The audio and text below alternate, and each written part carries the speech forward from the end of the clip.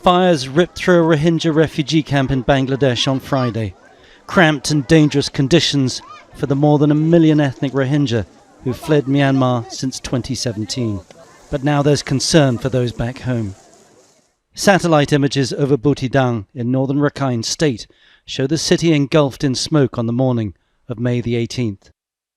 That, says the United Nations, was the result of hundreds of homes set alight the night before. We are receiving frightening and disturbing reports from northern Rakhine State in Myanmar of the impacts of the conflict on civilian lives and property.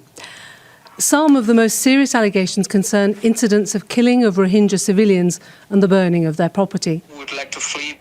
Communications have been cut to the town, but Al Jazeera has spoken to someone who witnessed the attack. So had the military already left Buthidaung, and were the Arakan Army already there? There was no government, no military, just only them. So they set fire and they slaughtered innocent youths. They want us to be afraid of them first, and later on they did what they want. The Arakan Army, an increasingly powerful rebel group, denies it's behind the attacks. Its fighters, seen here with hundreds of captured soldiers and their families, say other armed groups set the fires. The Arakan Army has had significant victories over the military in the past 6 months. But if its fighters are responsible, they'll be held to account, says the shadow government. No one is above the law. And while conducting this operation across the country, their allies or their organizations, ethnic resistance organizations fighting with the junta are also being advised to follow international norms and standards. Rohingya communities already in exile are concerned for friends and family in northern Rakhine. Between 50 and 100,000 people are reported to have been displaced from Buthidaung with nowhere to go. I think the Arakan Army and the government are equally bad. We do not have any means to defend ourselves. All we want are basic human rights. These pictures, released by the Arakan Army, show the aftermath of an air attack by the military junta on May the 14th. The victims, Rohingya villagers outside the town of Mongdo. As Myanmar's civil war grinds on, the Rohingya increasingly find themselves trapped in the middle. Tony Chang, Al Jazeera. Well, Tanvir Chowdhury joins me now from Teknaf on the banks of the Naf River. That's on the Bangladesh-Myanmar border.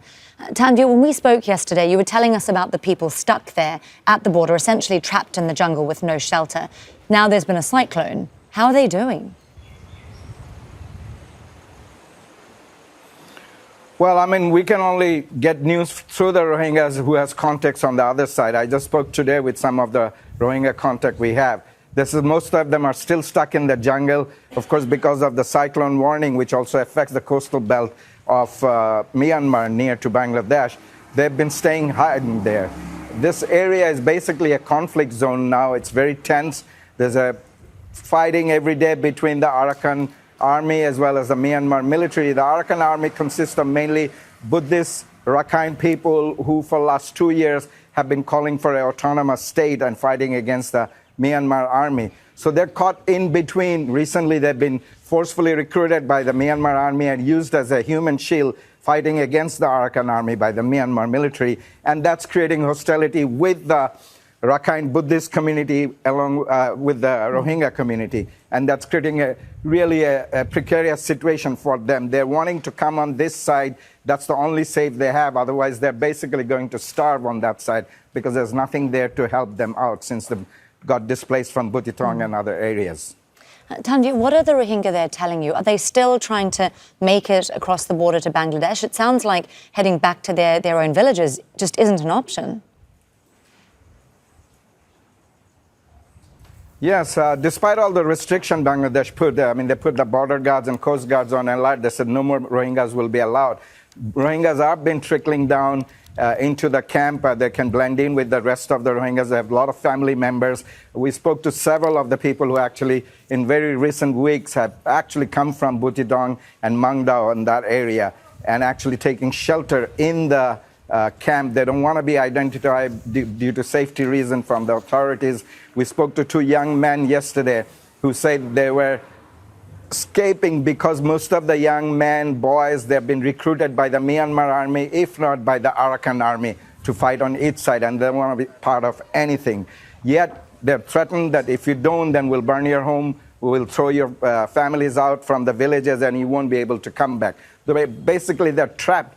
This is why many of them are now wanting to come to the camp, at least know they can get some kind of refugee shelter. They probably will get some aid from the UN agencies. In the jungle, there's nobody to help them. It's a conflict zone. There's periodic battles every other day. You can ask the locals.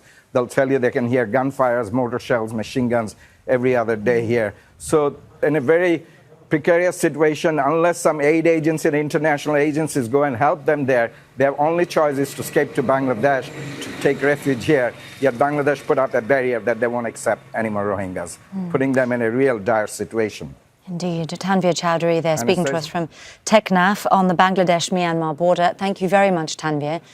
Well, we can now bring in Nay San Lwin. He is a human rights activist and the co-founder of the Free Rohingya Coalition. He joins us now from Frankfurt.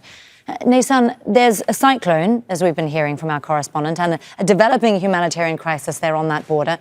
Are there any legal obligations to give shelter to the Rohingya? I know Bangladesh isn't a party to the Refugee Status Convention.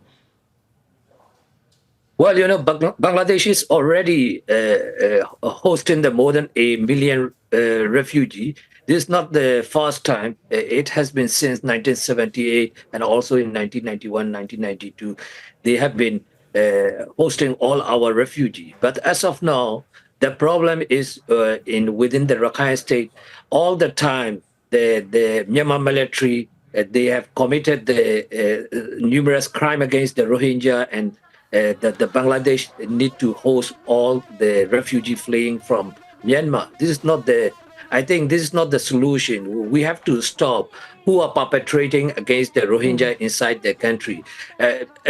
Previously, the Myanmar military was sole perpetrator against the Rohingya, but as of now, Arakan Army became the additional one. So all the time, asking the Bangladesh to open the border for the people fleeing for the safety. I think this is not the solution at all. At least the pregnant women and the people who wanted, they must be allowed to cross the border for the medical attention. But for the Rohingya population inside the country, there should be the protection for them. That is only the solution. People are fleeing to Bangladesh, and there is no return at all. Although the Bangladesh government and Myanmar and the China, all the country, they have been talking about the repatriation. It is completely uncertain, and it's not going to happen soon. So we cannot push the people to Bangladesh. Instead, we have to stop the perpetrator. So the serious action from the international community is very much necessary. Now we can see clearly not only the Myanmar military, but also the Arakan Army is committing the numerous crime, the crime against humanity, war crime, like beheading. This is completely unacceptable. I want to talk more exactly about that, about what people are fleeing from right now. As you say, the Rohingya are not only being targeted by the military, but the Arakan Army, who I understand want to create an autonomous Rakhine State. As you say, there have been reports of abuse, arson, even beheadings. What has actually been behind the uptick that we're seeing in communal violence between now the Arakan Army? What's actually gotten them targeting the Rohingya? Well, we have supported the struggle of the Rakhine people, especially we have supported the Arakan Army, because we had the confidence in them that they will build better future for the Rohingya people. But the more they gain the territory, they are showing their true color. I mean, just if you go and see the Twitter account of the X account of the Arakan Army chief, by reading a few tweets, you will see that the hatred against the Rohingya hit his heart. So the hatred against the Rohingya is deeply rooted in the Rakhine people. And as of now, since they have already controlled the majority area of the Rohingya, they are showing to the world what they are going to do, and they have already done the arson step. This is only one significant one. Since the beginning of the April, they have been committing numerous crimes, including the significant massacre. Hundreds of people were being massacred we are investigating one by one. This is not only the one case. There are several cases, you know. They have already burned down the many villages in the rural area.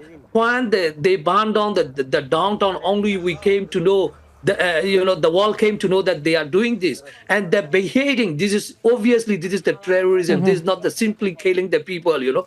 They are not stopping. Just 3 days ago, and a woman, 67 years old, she could not walk. She was beheaded, you know. I was told by the, and I had witness from the Chong village, yeah.